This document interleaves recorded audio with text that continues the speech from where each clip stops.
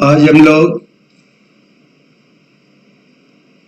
Ecology में पहला chapter organism और पॉपुलेशन से कुछ क्वेश्चन लेकर के उपस्थित हैं। उन क्वेश्चन को आप देखेंगे। आपने भी इकोलॉजी, ऑर्गेनिज्म और पॉपुलेशन को पढ़ा होगा, तो आपने भी उसमें बहुत सारा डाउट रखा होगा, बहुत सारा आपने क्वेश्चन बनाया होगा। तो नीट 20 को मद्देनजर रखते हुए, ध्यान में रखते हुए, इस चैप्टर से कौन से क्वेश्चन पूछे जा सकते हैं, इसके लिए हमने प्रोबेबल 50 सवाल आपको यहां दिया है।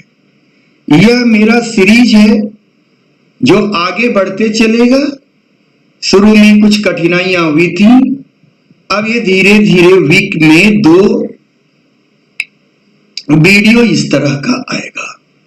अब ये क्वेश्चन आप देखने के बाद पुनः हमसे लाइव स्ट्रीमिंग में जुड़ सकते हैं, लाइव क्लास में हमारे जुड़ सकते हैं और आप हमसे लाभान्वित हो सकते हैं। आइए आगे बढ़ते हैं, देखते हैं हम लोग। अब देखिए यह क्वेश्चन जो हमने, पहला क्वेश्चन आप जो देख रहे हैं यहां कि पहला क्वेश्चन क्या है, तो लिखा हुआ है क्या, ऑटो इकोलॉजी, कि ऑटो इकोलॉजी इज द, क्यों लिखा हुआ है कि लाइव स्ट्रीमिंग क्लास में, लाइव इंटरेक्शन में आप लोगों में से कोई ना कोई बच्चा जरूर पूछा होगा कि ऑटो इकोलॉजी और सिन इकोलॉजी क्या है। तो auto ecology is the relation of heterogeneous population to its environment, relation of an individual to its environment, relation of community to its environment, relation of biome to its environment। यहां सीधा आप क्या देख रहे हैं, relation of an individual to its environment, यह answer होना चाहिए। लेकिन पहला ऑप्शन है रिलेशन ऑफ हेट्रोजीनियस पॉपुलेशन, एक हेट्रोजीनियस टू इट एनवायरनमेंट, इससे भी आपके ऑटो इक्वल, होमोजीनियस नहीं लिखा हुआ है, हेट्रोजीनियस। होमोजीनियस की बात मैं नहीं कर रहा हूं, तो इसलिए इसका ऑप्शन ए भी हो सकता है और बी भी हो सकता है, लेकिन ज्यादा प्रोबेबल है, ज्यादा बेहतर है बी। दूसरा है इकोटोन, कि what is ecotone, A polluted area, the bottom of lake, A zone of transition between 2 community. अब कम्युनिटी हम लोग इकोसिस्टम में पढ़ेंगे कि कम्युनिटी किसे कहते हैं, क्योंकि आपने अभी तक ऑर्गेनिज्म और पॉपुलेशन पर हमसे बात किया है।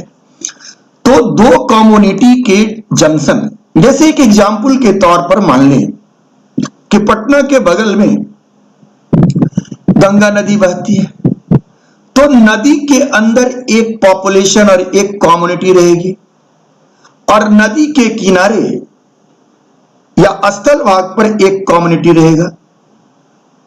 तो जमीन पर रहने वाले पक्षी पानी में जाके मछली खा सकते हैं।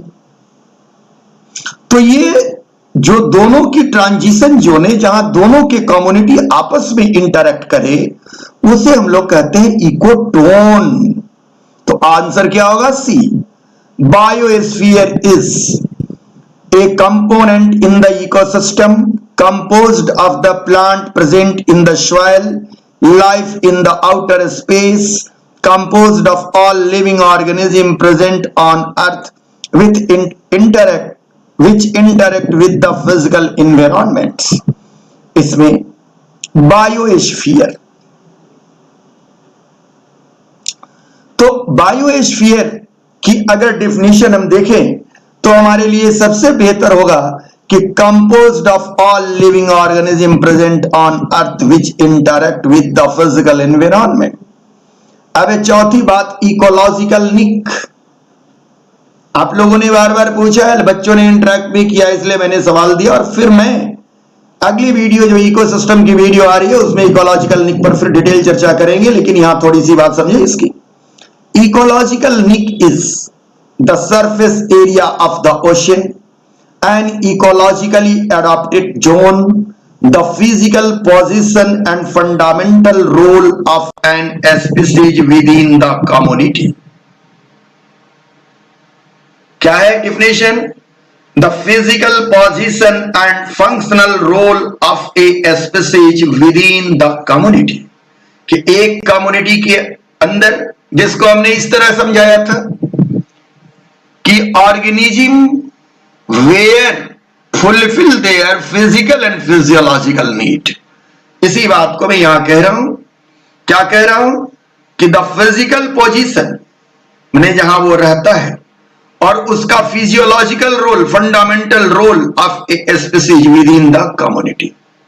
तो इस प्रकार दो जीवों का इकोलॉजिकल निक कभी भी कॉमन नहीं हो सकता है, लेकिन दो जीव अपना इकोलॉजिकल निक शेयर कर सकते हैं। अब एक प्रश्न आया था कि वो प्रश्न था एक बच्चे का कि निम्नलिखित में से कौन दो हैं जिनका सिमिलर इकोलॉजिकल निक है। तो जब तक हम कम्युनिटी की व्याख्या नहीं करेंगे, यानी हम इकोसिस्टम की बात नहीं कहेंगे, तब तक हम इकोलॉजिकल निक शेयरिंग के बारे में स्पष्ट रूप से नहीं बोल पाएंगे। इसलिए अभी उस सवाल पर हम फोकस नहीं कर रहे हैं, आगे फोकस करेंगे। अब ये सवाल है, पांचवा सवाल। आप लोगों ने पूछा भी था एलन रूल, मैंने बताया भी था, फिर भी आप लोग पूछे थे। आपके साथ एक समस्या ये होती है कि आप कहते हैं कि सर हम वीडियो पढ़ने में दिक्कत होती है। तो दुनिया में कोई भी काम आसानी से नहीं होता, आप नहीं जानते हैं। कंफर्ट जोन से बाहर आइए। अगर कंफर्ट जोन से बाहर आप नहीं आते हैं तो आप कुछ नहीं कर पाएंगे। यह बात हमेशा आप ध्यान देंगे, क्योंकि एलन रूल पर हमारे फोकस करने के बाद, बर्जमैन रूल पर फोकस करने के बाद पुनः बच्चे बार बार इंटरेक्ट कर रहे हैं। हाँ, इंटरेक्ट करना कोई बुरी बात नहीं है, आप हमसे इंटरेक्ट करें, लेकिन हमने पहले क्या कह डाला है उस पर भी थोड़ा ध्यान दें। जिससे भी मैं जो भी प्रश्न आता है पूछता हूं कि वीडियो का फला स्लाइड देखा, सर अभी आधा वीडियो देखे, मतलब क्या होगा इससे? आप रहे कंफर्ट जोन में, कंफर्ट जोन से बाहर आइए और आप समझिए कि आपके काम के लिए काम हो रहा है। आइए चलते हैं, आगे बढ़ते हैं। According to Allen rule, the mammal from colder climate have, पहला, shorter arm and longer limb, गलत। longer ear and shorter limb, गलत। longer ear and long limb, गलत। shorter ear and shorter limb, very good, यही होगा। क्योंकि Elon साहब कहते हैं कि सेम स्पीसीज अगर वार्मर एरिया में रहता है और उसी का प्रजाति कोल्डर एरिया में रहता है, तो extremist part of the body, शरीर के दूरस्थ भाग, extremist part of the body short कर जाएंगे। तो पैर है, शॉर्ट कर जाएगा, ईयर है, शॉर्ट कर जाएगा। हमने वीडियो में फिगर दे करके, रैबिट के फिगर दे करके समझाया है इस बात को। आइए अगली सवाल। Salt concentration, salinity of the sea measured in the part per thousand is,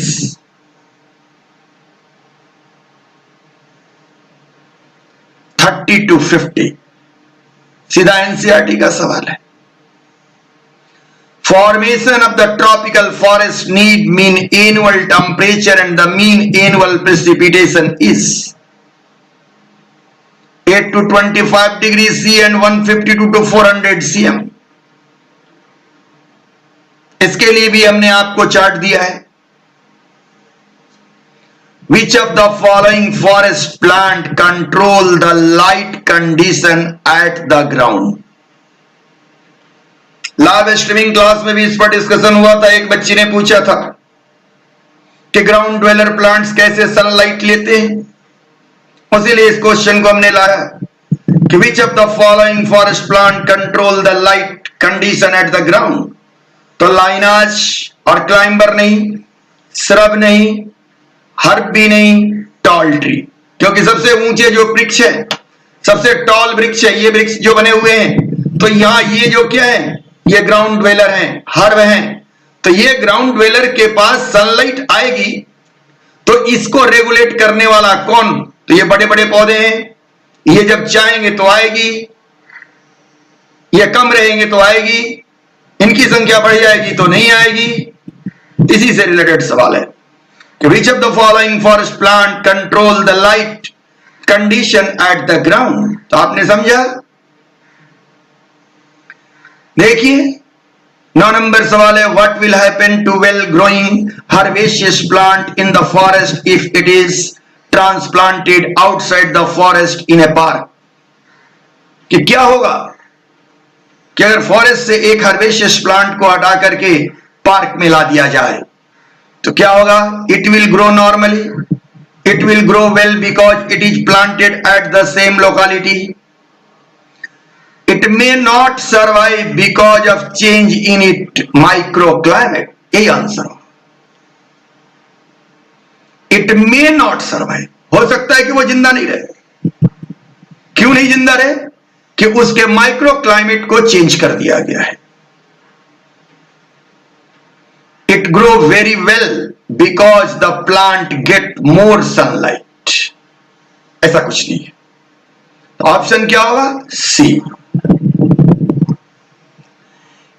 if a population of the 50 paramecium present in a pool increase of 150 after 1 hour, what would be the growth rate of population? तो घंटा के हिसाब से आप निकालिएगा। तो पहले क्या था? 50 था, 1 घंटा बाद क्या हो गया? 150 हो गया, यानी कितना बढ़ा? 100 बढ़ा।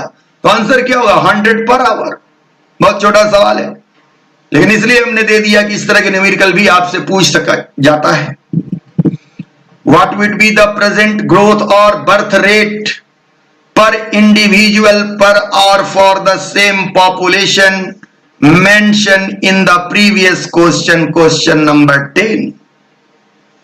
कि अगर कहता है कि 1 घंटा पहले 50 पैरामीशियम था, 1 घंटा बाद 150 हो गया, तो कितना बढ़ गया? 100 बढ़ गया।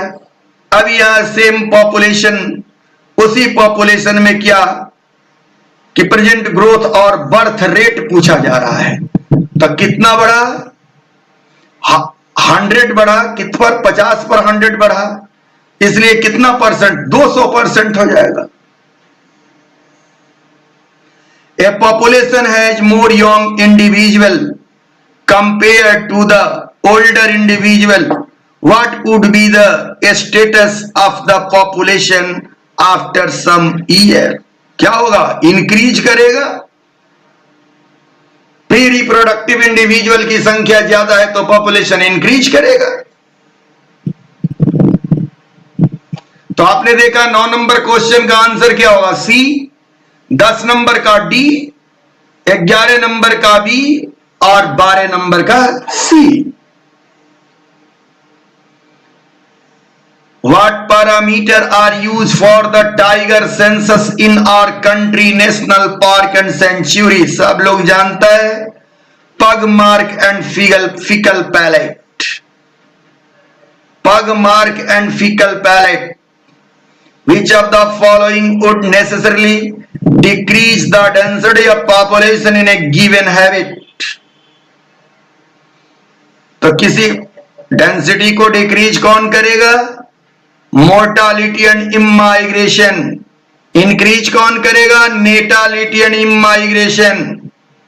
और डिक्रीज कौन करेगा? Mortality and immigration.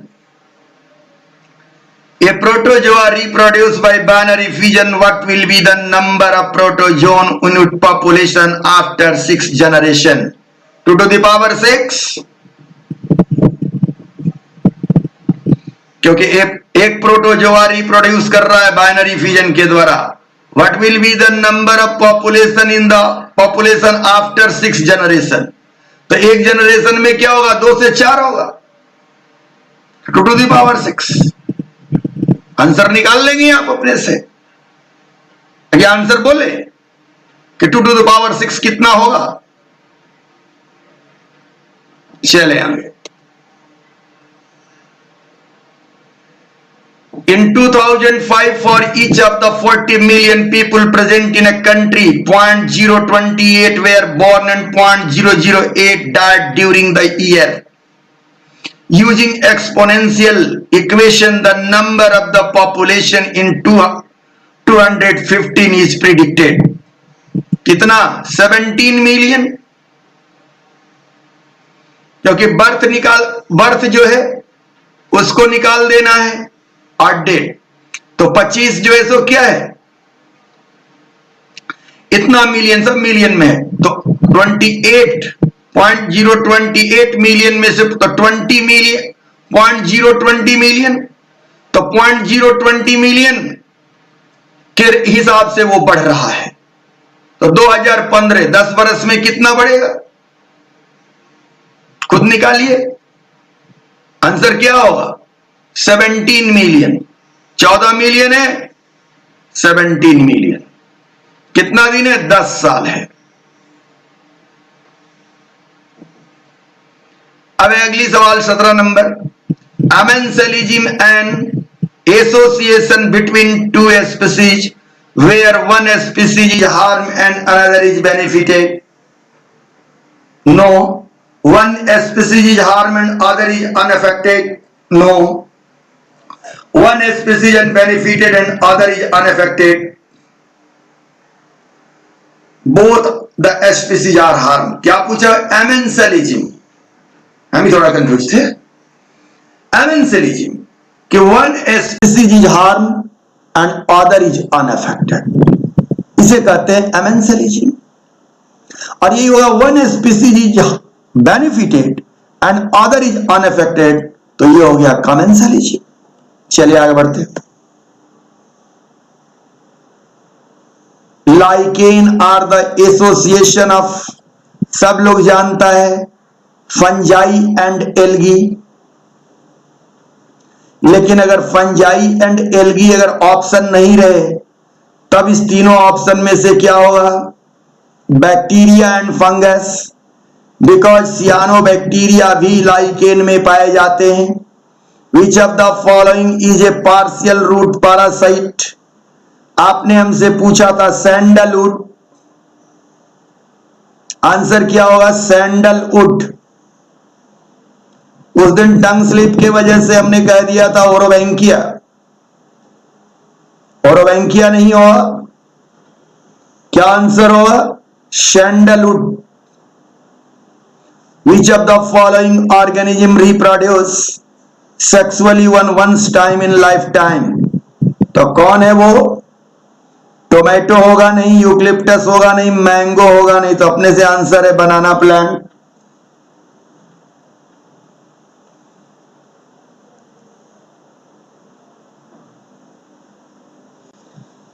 ये देखिए आपका 20 क्वेश्चन था, 20 का आंसर हमने यहां दे दिया है। आइए अब कुछ कंपिटिटिव एग्जाम के और क्वेश्चन देखते हैं। More than 70% of the world fresh water is contain in polar ice. At which latitude the heat gain through insolation approximately equal heat loss through the terrestrial radiation.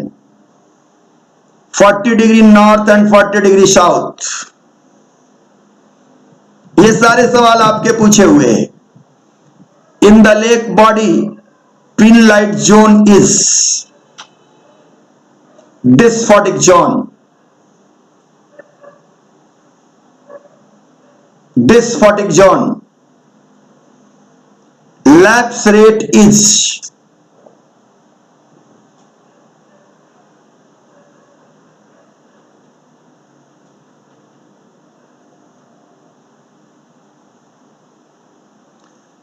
lapse rate is 6.5 degree C per kilometre, कि 1 kilometre आगे पीछे बढ़ने से lapse rate क्या होता है।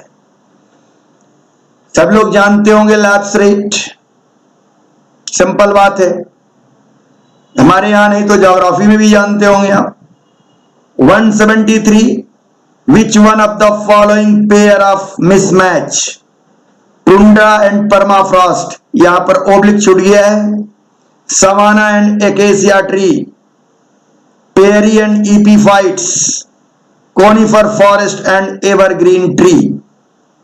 तो epiphyte prairies में कहा होंगे, वहां पर तो पेड़ बड़े पाए ही नहीं जाते, तो ईपीफाइट कहां से उस पर आएंगे। तो ऑप्शन क्या होगा, सी। तो आपने क्या जाना, 169 पहला क्वेश्चन के लिए ऑप्शन ए, 170 के लिए ऑप्शन बी, 171 के लिए ऑप्शन डी, 172 के लिए ऑप्शन डी, 173 के लिए option C. Plants such as the Propolis, Acacia and Capparis represent example of thorn forest.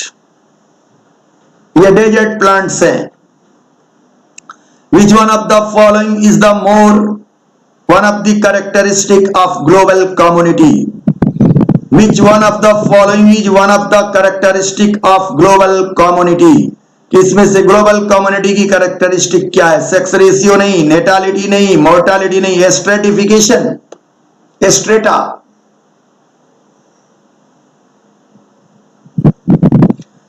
Study of the 4 statement given below and select the 2 correct, 1 out of them. A lion eating a deer and a sparrow feeding a grain are ecologically similar being consumer.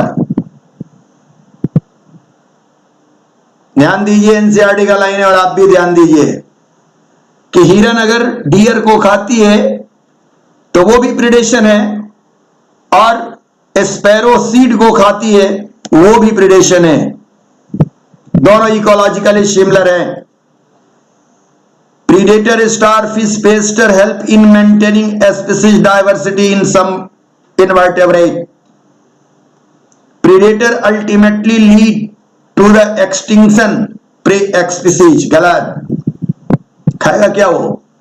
Production of the chemical such as nicotine, strychnine by the plants are metabolic disorder. नहीं, यह metabolic disorder नहीं है, allelopathy है। तो पूछता है कि इसमें से 2 सही कौन कौन होंगे?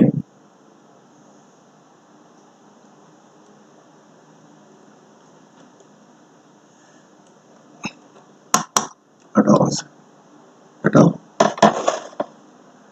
कि यहां फिर से सवाल को देखते हैं। 176, study of the 4 statement 1 to 4 given below and select the 2 correct one out of them. तो the 2 correct statement कि यहां 2 करेक्ट स्टेटमेंट क्या हो सकता है? पहला और दूसरा, दूसरा और तीसरा, तीसरा और चौथा, पहला और चौथा। तो यहां पर करेक्ट ऑप्शन होगा पहला और दूसरा।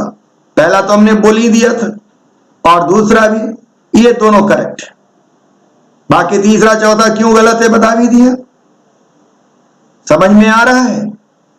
ध्यान से देखिए, इस तरह के क्वेश्चन आने की ज्यादा इंपॉर्टेंट चांसेस है।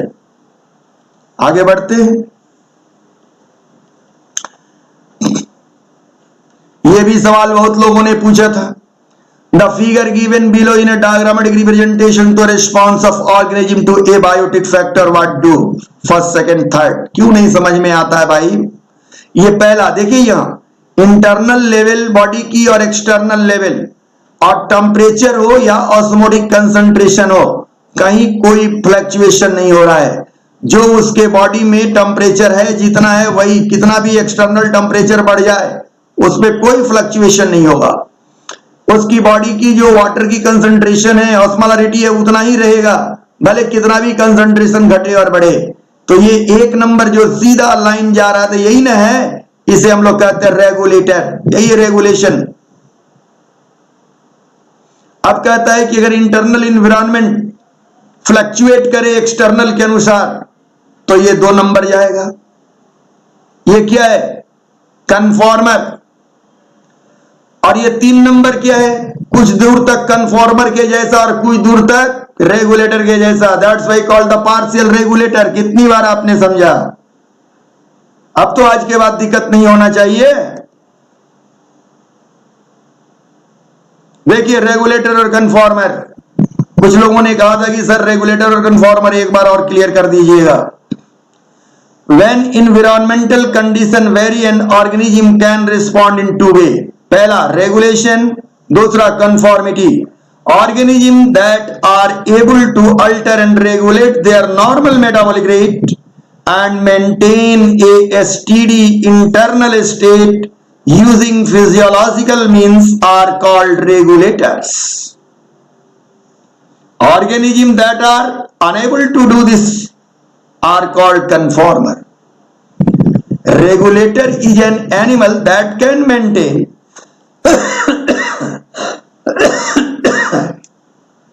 constant internal condition even if the external environment fluctuate. Example, endotherm, homeotherm such as mammal and bird. आपको ये भी बता चुके हैं हम, इंडोथर्म किसे कहते हैं, एक्टोथर्म किसे कहते हैं, होम्योथर्म किसे कहते हैं, पोइकिलोथर्म किसे कहते हैं। A conformer is an animal that allowed to internal condition to fluctuate in response to its external environment. Certain fish allow their body temperature to increase or decrease with the outside water temperature. ये different हो गए ectotherm से। Example, certain marine arthropod are able to change their internal solute salinity level match of them ocean around them. Conformity 2 तरह की होगी, या तो temperature के टुवर्ड होगी या ऑस्मोटिक कंसंट्रेशन के टुवर्ड होगी। अगर टेम्परेचर के टुवर्ड होगी तो वो क्या होगा? Thermo regulator, thermo conformer. और ऑस्मोटिक कंसंट्रेशन के टुवर्ड होगी तो क्या होगा? Osmo conformer, osmo regulator.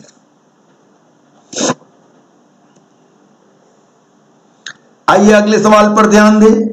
Just as a person moving from Delhi to Shimla to escape the heat for the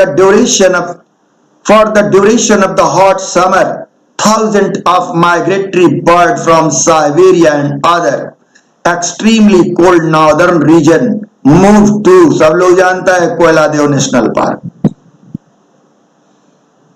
Beside paddy fields, cyanobacteria are also found inside of the vegetative part of का cycas.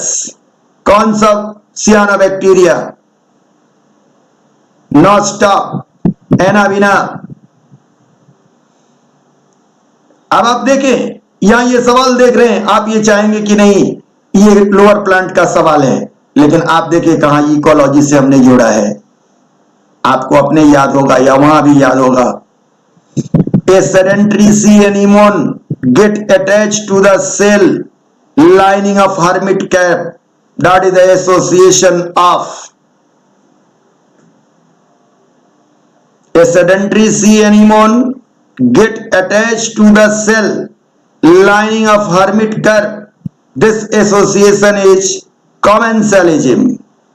क्या होगा? commensalism।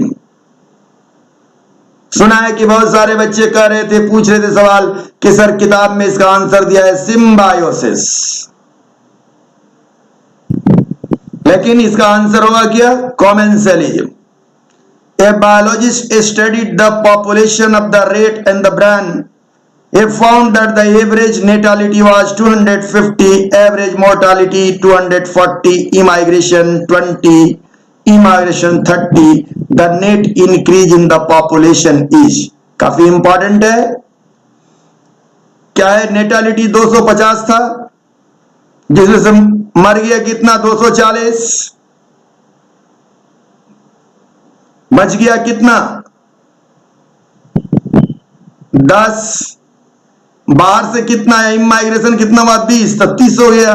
अब बाहर कितना चला गया 30, तो 0।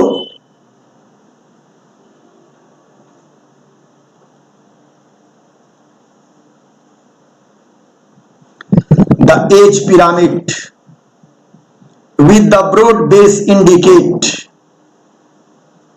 high percentage of young individual। समझते जाएं, पिरामिड से बहुत लोगों को, एज पिरामिड से बहुत परेशानी है। Which of the following is not the parasitic adaptation? Development of adhesive organ, lose of digestive organ, loss of reproductive capacity। यही होगा? नहीं। Which of the following is not a parasitic adaptation? Development of adhesive organ, loss of digestive organ, loss of unnecessary organ। हाँ, ये answer होगा loss of reproductive capacity. 1 minute के लिए मैं confuse हो गया था। लॉस ऑफ रिप्रोडक्टिव कैपेसिटी, कि ये पैरासाइट का एडाप्टेशन नहीं हो सकता। Benthic organism are affected the most by light reaching the forest floor, surface turbulence of water, sediment characteristic of aquatic system, water holding capacity of soil। No। सबसे तो पहले बात आप जाने कि बेंथिक कहां पाए जाएंगे, पानी के अंदर। तो लाइट रीचिंग इन फॉरेस्ट फ्लोर, इससे कोई मतलब नहीं है। Water holding capacity in soil से कोई मतलब नहीं है। यह है क्या, 2 ऑप्शन है, सरफेस टर्बुलेंस ऑफ वाटर और सेडिमेंट कैरेक्टरिस्टिक। तो आंसर क्या होगा, sediment characteristic of aquatic ecosystem must be affected the benthic organism. Cuscuta is example of ectoparasit। Which type of the human population is represented by this age pyramid?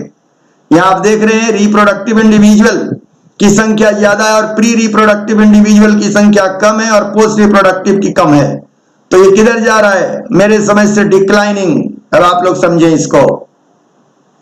The large woody vine are most commonly found in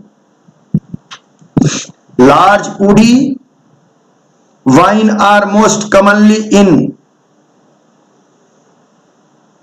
4 option है इसका। एक है temperate forest, दूसरा है mangrove और तीसरा क्या है, ट्रॉपिकल फॉरेस्ट। नीचे ये छिप रहा है, यहां गलती से छिप रहा है, ये है ट्रॉपिकल फॉरेस्ट। तो ये आंसर होगा सी इसका।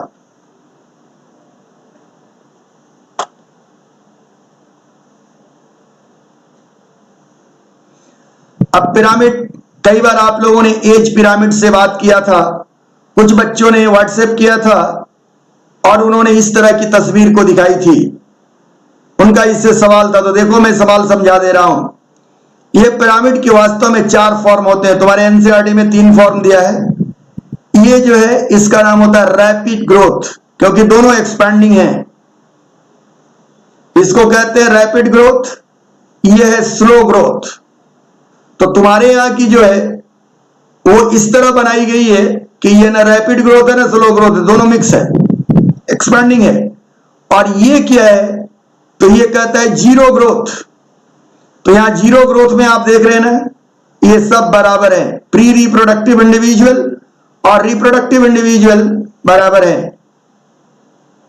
और ये तीसरा क्या है, निगेटिव ग्रोथ, डिक्लाइनिंग। तो ये देख रहे हैं ना, डिक्लाइनिंग। इसी डिक्लाइनिंग को इस तरह बनाया गया है, आपके सवाल में इस तरह पूछा गया। तो ये डिक्लाइनिंग है बेटा। इस ग्राफ को बनाने का तरीका ये भी है। तो ये हो गया एक्सपेंडिंग, ये हो गया क्या स्टेबल या जीरो ग्रोथ, और ये हो गया निगेटिव या डिक्लाइनिंग, इन्वर्टेड पिक्चर, उल्टा घड़ा के जैसा। Are you confirm?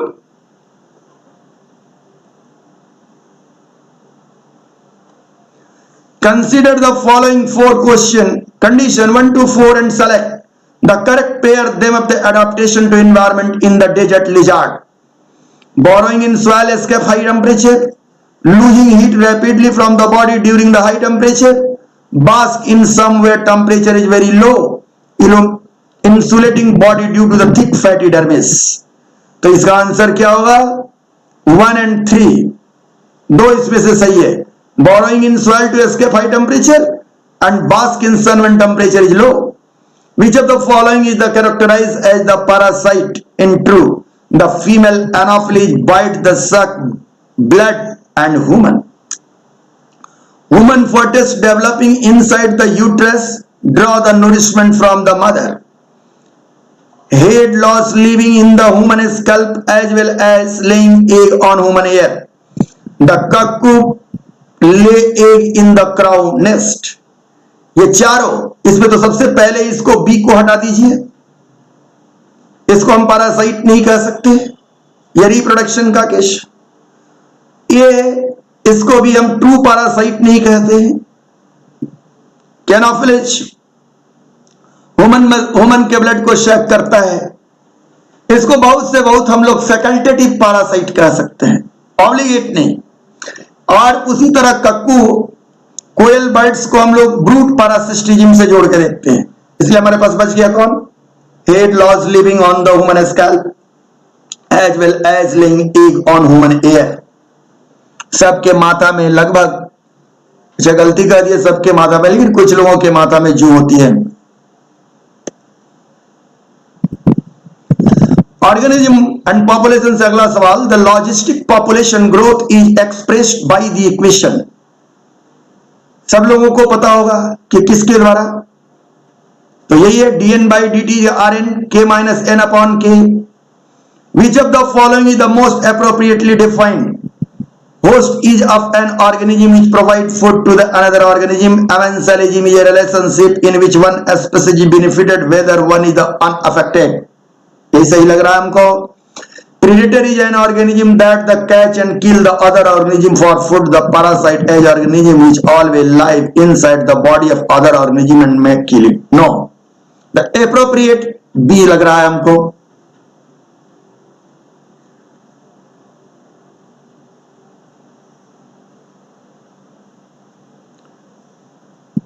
फिर से सवाल को देखते हैं. Which one of the following is the most appropriately defined? Host is an organism which provided food to another organism. Amensalism is a relationship in which one species is benefited where other is unaffected. गलत. ये तो commensalism की परिभाषा है. हमने तभी कह दिया था भी, ये अमेंसलिज्म कि amensalism is a relationship in which one species is no no no, ये भी गलत है, सी भी गलत है, डी भी गलत है, इसलिए आंसर ए होना. होस्ट इज और होस्ट भी कि हर हमेशा होस्ट कौन है? जिस पर पैरासाइट जिंदा रहे. तो पैरासाइट को या दूसरे ऑर्गेनिज्म को फूड देता है. ध्यान से क्वेश्चन देखा जाए. बहुत सारे लोगों ने हमसे लॉजिस्टिक ग्रोथ के बारे में बात किया था, कैरिंग कैपेसिटी की बात किया था. तो एक बार फिर मैं बताऊं कि ये देखिए, ध्यान दे कैरिंग कैपेसिटी वाले लोग कि ये ही कैरिंग कैपेसिटी है. यही क्या है? Carrying capacity. के इज द कैरिंग कैपेसिटी. अब ये कैरिंग कैपेसिटी कब आ रहा है? जब एसिम्प्टोमेट ग्राफ होता है, क्योंकि लॉजिस्टिक ग्रोथ में यहां पर जो पोजीशन है ये क्या है? लैग फेज है. यहां पर क्या है? लॉग फेज है. और यहां एसिम्प्टोमेट या स्टेशनरी है. तो ये वास्तव में ये स्टेशनरी नहीं होता. ये किस प्रकार का होता है ये मैं बता रहा हूं. ये देखिए यहां इस पर आप लोगों ने, ये सब वीडियो का ही है, स्क्रीन सब वीडियो का स्लाइड है, मैंने अपनी कोई बना के नहीं दिया आपको. कि अगर एक्सपोनेंशियल ग्रोथ, तो देखिए पहले जे सेपरेट हो रहा है, ये सूट सीधे चला गया तो जे सेपरेट. लेकिन ये क्या हुआ कि नहीं, यहां से ये डाई ऑफ, फिर ये ऊपर. तो कहता है कि ये ऊपर की ओर जो जा रहा है, यह ऊपर क्यों जा रहा है?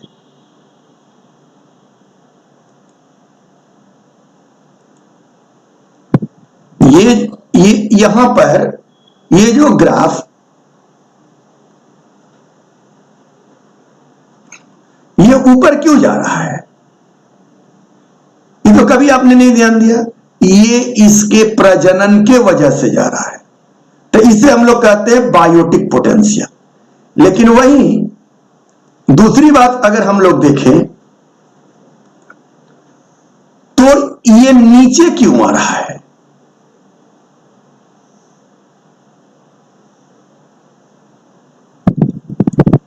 ये नीचे की तरफ क्यों आ रहा है? ये ऊपर जाना और इसका नीचे आना, तो ये क्यों हो रहा है? इन्वायरमेंटल रेसिस्टेंट कि उसके जो कम्युनिटी इंटरेक्शन हो रहे हैं, उस इंटरेक्शन के वजह से क्या हो रहा है वहां कि इनकी मृत्यु हो रही है। तो ये सीजन में क्या होता है, इनकी जनसंख्या बढ़ जा रही है, फिर घट जा रही है, फिर बढ़ जा रही है, फिर घट जा रही है, यानी ये अनस्टेबल रह रहे हैं। तो इनके बीच की स्टेबिलिटी, बीच का मीन को हम कैरिंग कैपेसिटी कहते हैं। Unstable equilibrium is the fluctuation of the population above and below the carrying capacity, changing based on the relationship between natality and mortality. Natality means biotic potential, mortality means environmental resistance. अब carrying capacity की सारी बातें और age pyramid की clear हुई होगी, देख लें एक बार। A country with the high rate of the population growth took measure to reproduce it. Figure below shown age sex pyramid of population A and B 20 year apart. Select the correct interpretation about them. इसमें ये interpretation हमने पढ़ा है और आप भी पढ़ ले। ये सिंपल सी बात है कि ये ए पिरामिड है और ये बी पिरामिड है। इसमें ये पूछ रहा है कि 20 साल पहले कौन है और 20 साल बाद कौन है। हमको आंख से देखने से लग रहा है कि इसमें 0 to 9 इंडिविजुअल की संख्या ज्यादा है। अगर ये डिक्लाइनिंग पिरामिड रहता तो क्या होता, इन लोगों की संख्या बढ़ता, 70 प्लस की संख्या घट रहा है, यानी पॉपुलेशन एक्सपेंड कर रहा है। तो पॉपुलेशन एक्सपेंड कर रहा है तो ये ना अर्लियर पॉपुलेशन है। ये नहीं देख रहे कि ग्राफ बढ़ा हुआ है, तो इसमें कौन है? ए अर्लियर है। A is the earlier pyramid and no change has occurred in growth rate.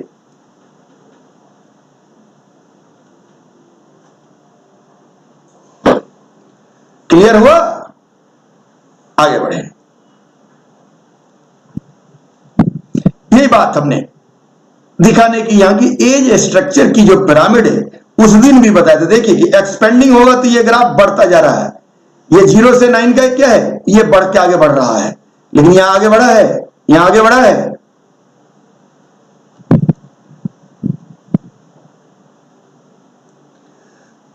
The most animal are tree dweller, कहां पर? ट्रॉपिकल रेन फॉरेस्ट में।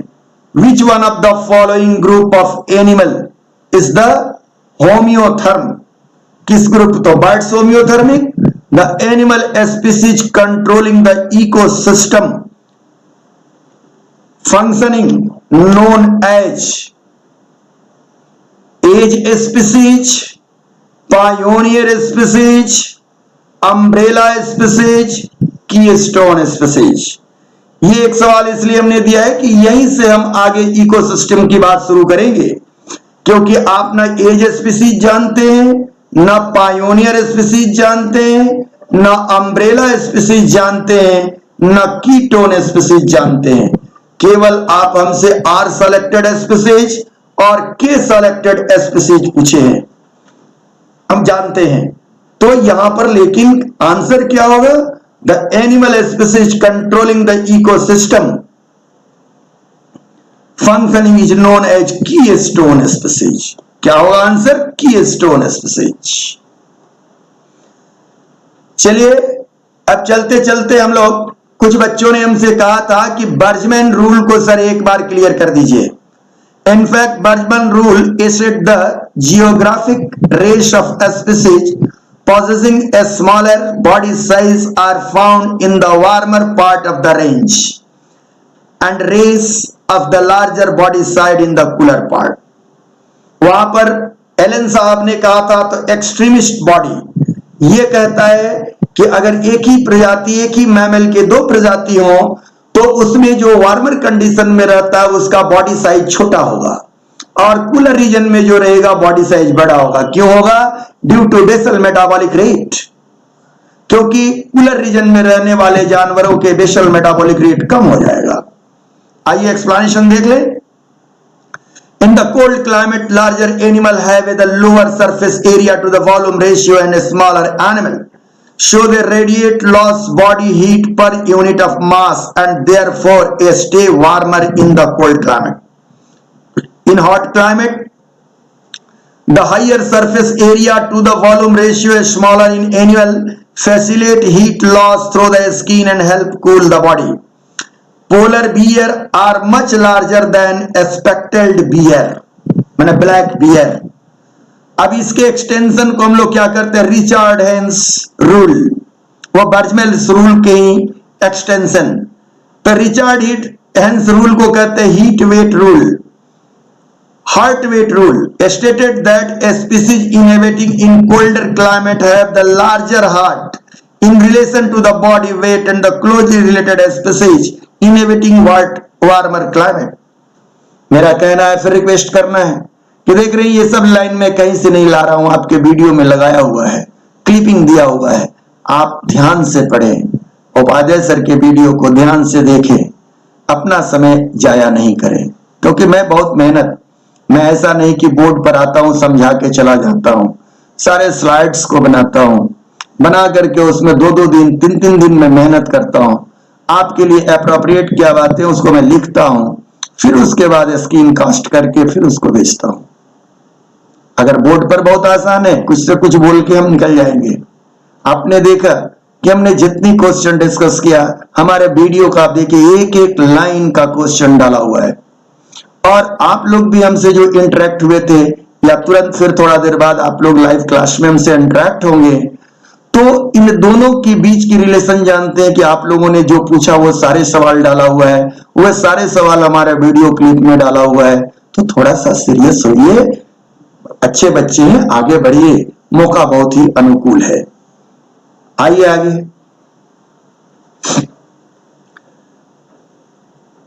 किसी ने कल पूछा था कि मिमिक्री का प्राइमरी फंक्शन क्या है। मैं उनको याद दिलाना चाहता हूं कि देखो ये mimicry, migration, physiological adaptation, behaviour adaptation, protective colouration सब आपके वीडियो में दिया हुआ है। देखिए यहां बीच में मिमिक्री मैंने हाईलाइट कर दिया है। Mimicry allow one animal to look, sound और act as another animal to fool predator into thinking it poisonous of dangerous. अब ये देखिए ये आउल है और ये एक क्या है? कीड़ा है, बटरफ्लाई है। इस बटरफ्लाई ने अपने पंखों पर इस तरह की डिजाइन बना लिया है कि कोई भी इनमी इसको क्या समझेगा एट ए वन ग्लांस कि ये आउल है। That is the mimicry. और भी अगर आगे जानना होगा तो मैं बताऊंगा। अब इसके बाद हम लोग अपनी बातों को यहीं खत्म कर रहे हैं। अब जल्दी से जल्दी आप लोग क्वेश्चन देख करके फिर मुझसे मिले या व्हाट्सएप करें।